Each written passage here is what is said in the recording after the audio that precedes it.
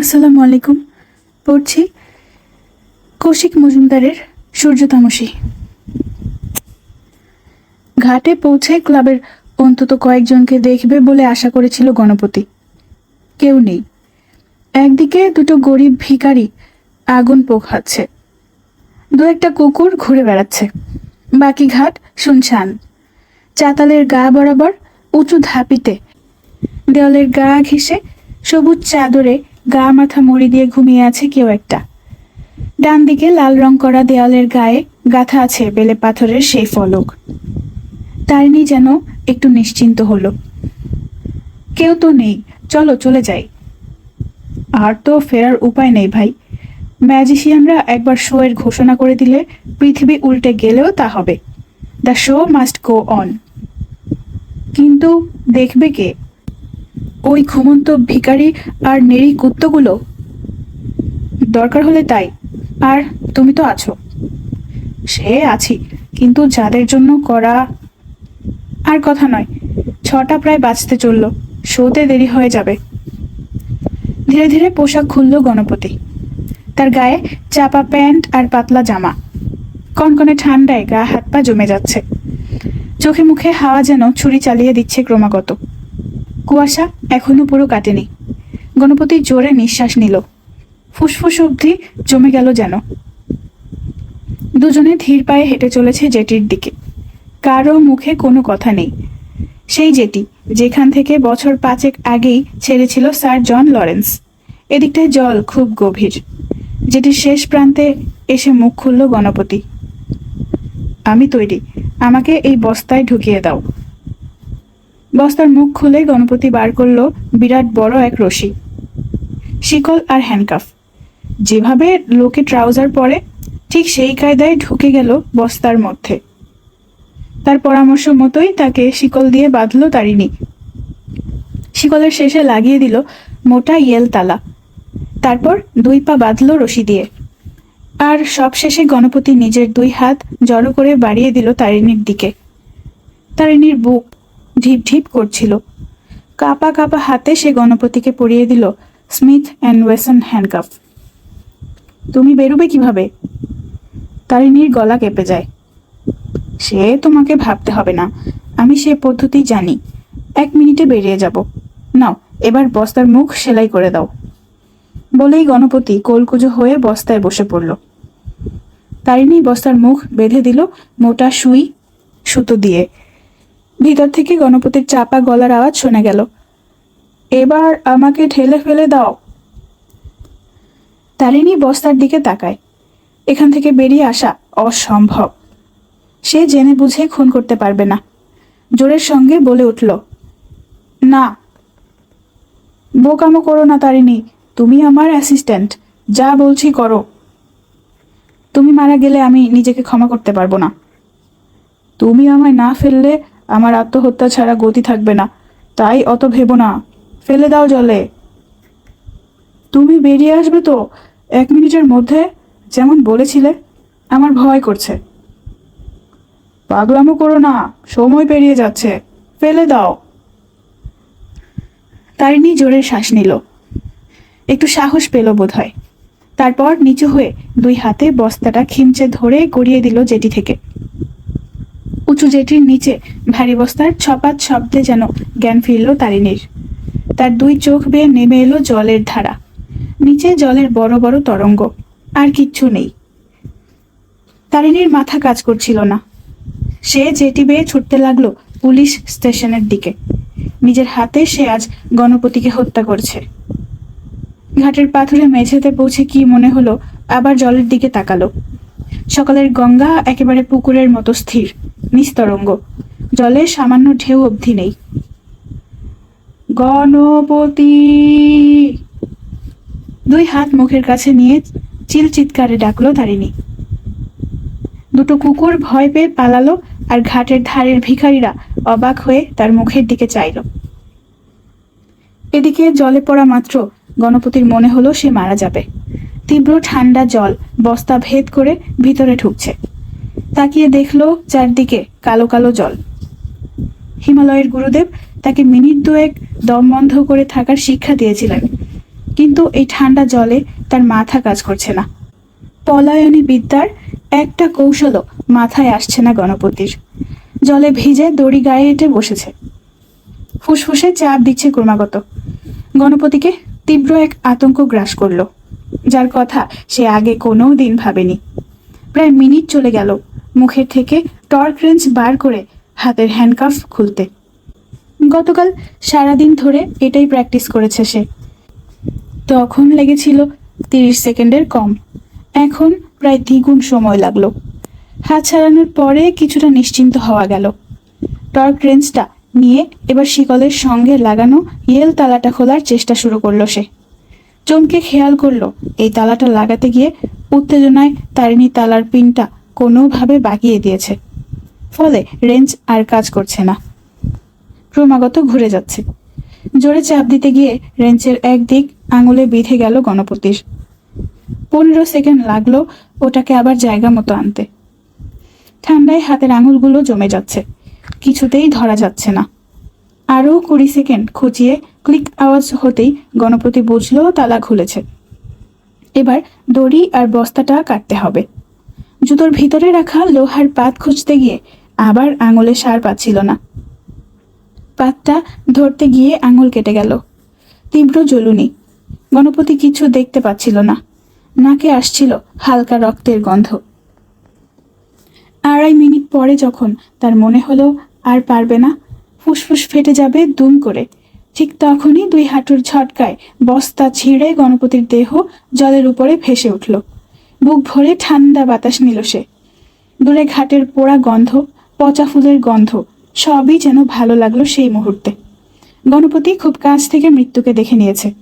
সে এবার ঘাটের দিকে সাঁতার কাটতে লাগলো, কিন্তু কোনো অদৃশ্য শক্তি যেন তাকে নিচের দিকে টানছে। তার 2 পা ধরে টেনে নিতে চাইছে পাতালের অতল গহ্বরে।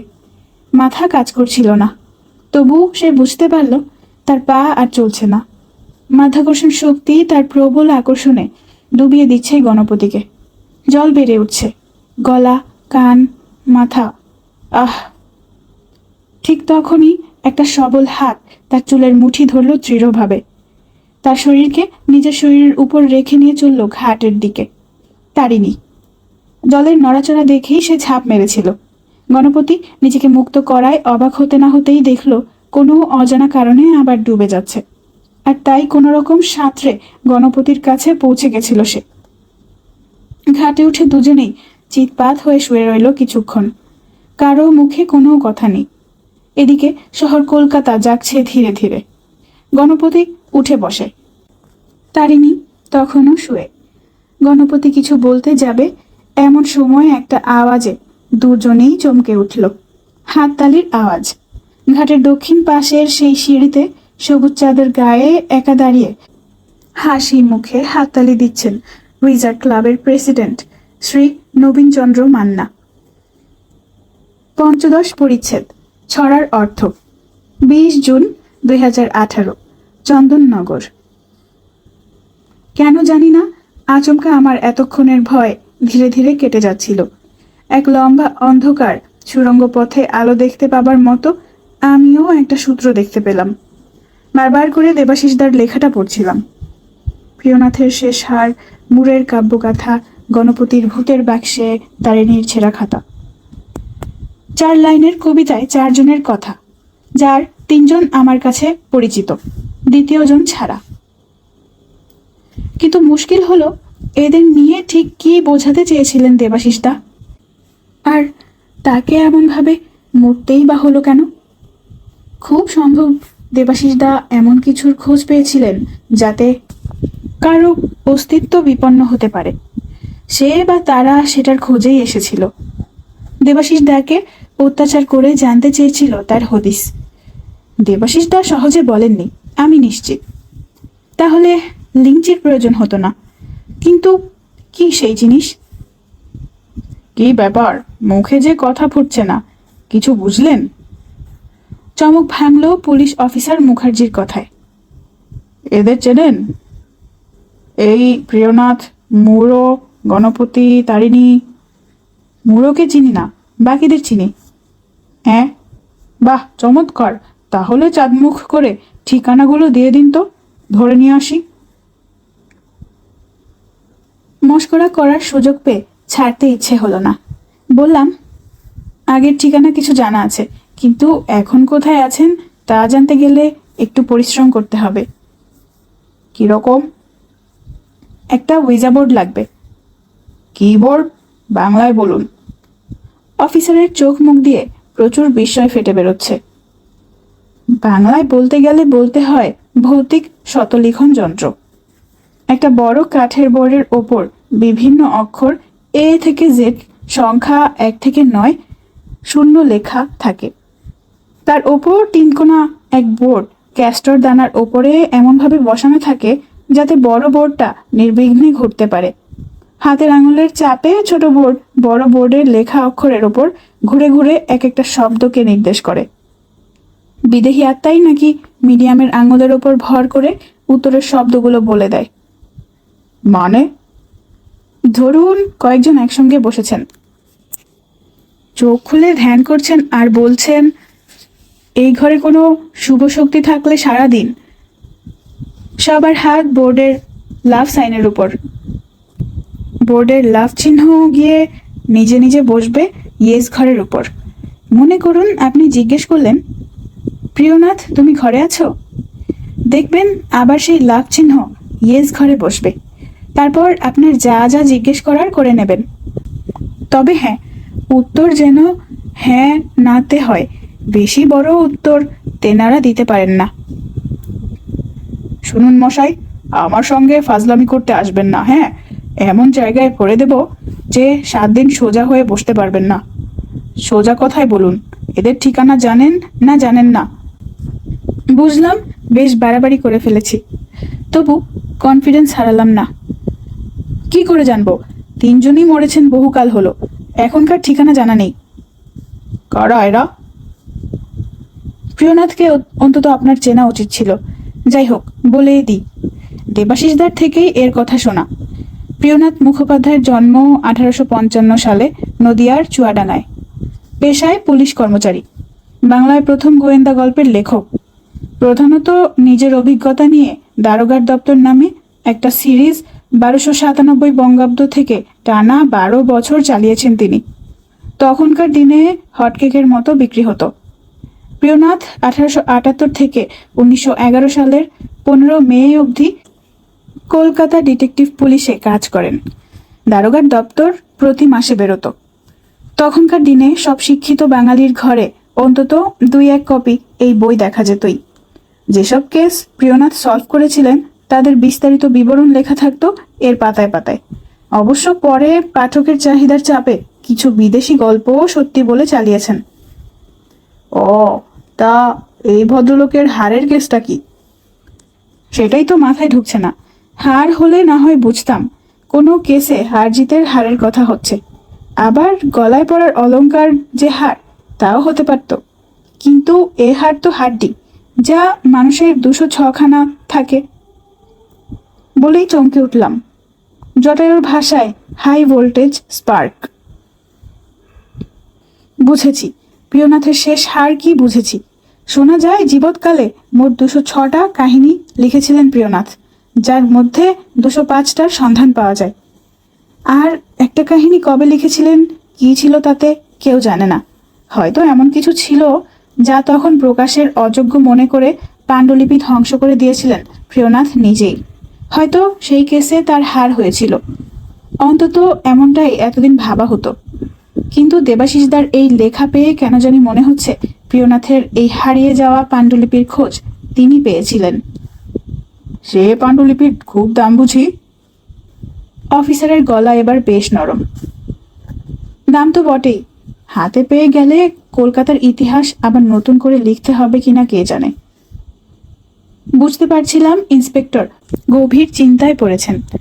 খানিকক্ষণ মাটির দিকে তাকিয়ে রইলেন, তারপর বললেন, আর বাকি 2 জন? গণপতি মানে জাদুকর গণপতি, গণপতি চক্রবর্তী। জন্ম শ্রীরামপুরের কাছে ছাত্রা গ্রামে একটি জমিদার পরিবারে। ছেলেবেলায় লেখাপড়ায় উৎসাহী ছিলেন না, বরং গান বাজনায় বেশি উৎসাহ ছিল তার। 17-18 বছর বয়সে তিনি গৃহত্যাগ করেন। হিন্দু সাধুদের থেকে গুপ্ত মন্ত্রতন্ত্র, ভবিষ্যৎ ও অদৃষ্ট গণনা, ঝাড়ফুঁক এবং নানা রোগের অলৌকিক চিকিৎসাবিদ্যা শেখার জন্য। তিনি দু একজন জাদুকরের সংস্পর্শেও এসেছিলেন। সেই সময়ে নানা জাদু শিখে পরে গুরুর কথাতেই আবার সংসারে ফিরে আসেন। শুরুতে উইজার্স ক্লাবে মামুলি হাত সাফাই ইত্যাদির খেলা দেখাতেন, কেউ বেশি পাত্তা দিত না। তারপর কিছু একটা হয়, রাতারাতি ক্লাবে গণপতি একজন কেউকেটা হয়ে ওঠেন। প্রায় একই সময়ে কলকাতায় কার্টার সাহেব ম্যাজিক দেখাতে এসেছিলেন।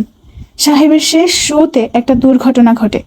কার্টার এবং সহকারী স্টেজেই মারা যান, কিন্তু কিভাবে তার বিস্তারিত বিবরণ কোথাও নেই। সে সময়ের সব পত্রিকা এই ব্যাপারে অদ্ভুতভাবে নীরব। এই ঘটনার কিছুদিন পরেই গণপতি প্রিয়নাথ বসুর গ্রেট বেঙ্গল সার্কাসে যোগ দেন এবং কৌতুক অভিনয়, মজাদার খেলা দেখিয়ে জনপ্রিয় হয়ে ওঠেন। তার পলায়নী বিদ্যা ছিল দেখার মতো। বিদেশে হুডিনির মতো তিনিও যে কোনো বন্ধন থেকে নিজেকে মুক্ত করতে পারতেন। তিনি ভৌতিক ক্ষমতাসিদ্ধ, দর্শকদের মনে এই ধারণা দৃঢ়মূল হয়েছিল। বেশ কিছুদিন তাকে একটা ভারী সীসার বাক্স বয়ে নিয়ে যেতে দেখা যেত। বলতেন এতে নাকি ভূত পোষা আছে। সে বাক্সে কোনো তালা চাবি ছিল না, তবু অনেকে চেষ্টা করেও সে বাক্স খুলতে পারেনি। বাক্স কিভাবে তার কাছে এলো আর কিভাবেই বা একদিন আচমকা দেখা গেল আর নেই, সে রহস্য আজও কেউ ভেদ করতে পারেনি। আমি শিওর সেই বাক্সের কথাই দেবাশিসদা বলেছেন। কি করে বুঝলেন? উনি আমাকে এই বাক্সের কথা বলেছিলেন, বাকি গল্পটাও। এটাও বলেছিলেন আমরা বারমুডা ট্রায়াঙ্গল, ইস্টার আইল্যান্ডের রহস্য নিয়ে মাথা ঘামিয়ে চলছি।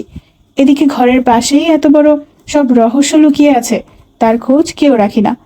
তবে আমার বিশ্বাস চুপি চুপি উনি এই সন্ধানটা চালাচ্ছিলেন।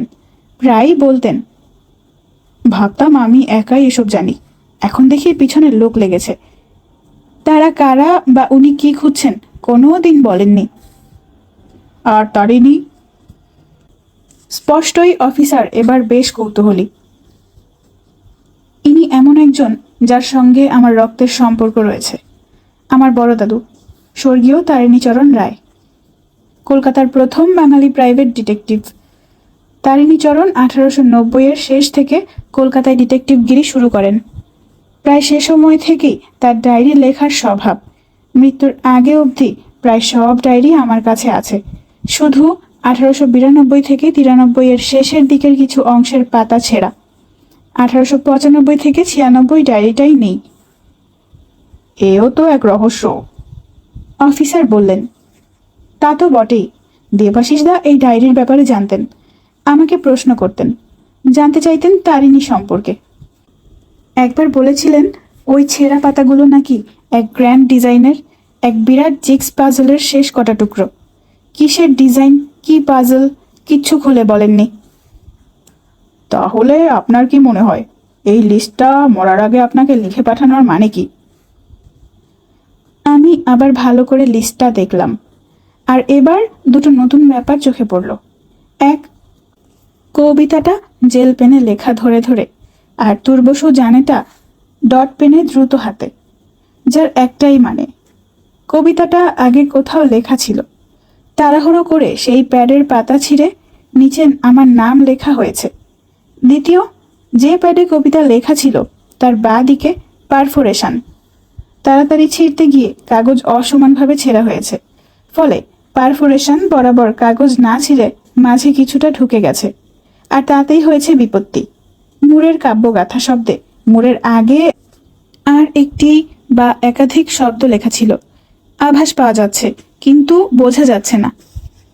অফিসারকে দেখালাম, খানিক নাক চুলকে তিনি বললেন, তাহলে উপায়? একটু ঝামেলা আছে। একটা মোটা প্যাড, লম্বায় 5 ইঞ্চি, চওড়ায় 3 ইঞ্চি, এক ধারে নীল কালির ছাপ। এই বইয়ের গাদা থেকে খুঁজে বার করতে হবে। আর আমি যদি ঠিক ভাবি তাহলে এই প্যাডটা দেবাশিসদার পাশের টেবিলে দেখেছি। কিছু লিখতে গেলে সে ফোন নম্বর হোক বা কারো নাম, উনি এতেই লিখতেন। প্যাডের উপরে লাল কভারে অক্সফোর্ড লেখা। প্যাড খুঁজে পেতে 15 মিনিটের বেশি লাগলো না। পাতায় পাতায় ফোন নম্বর, নাম হিজিবিজি কাটা।